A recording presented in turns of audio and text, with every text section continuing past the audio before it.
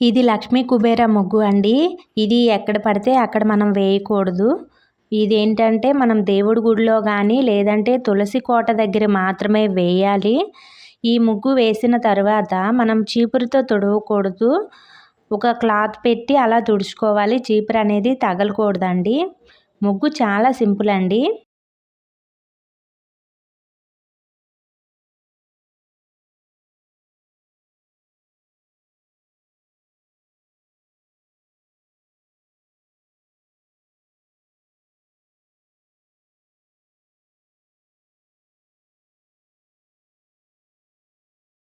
ఇప్పుడు ఆ బాక్స్‌లు ఏవైతే ఉన్నాయో అందులో మనం పసుపు, కుంకుమతో డెకరేషన్ చేసుకోవాలండి.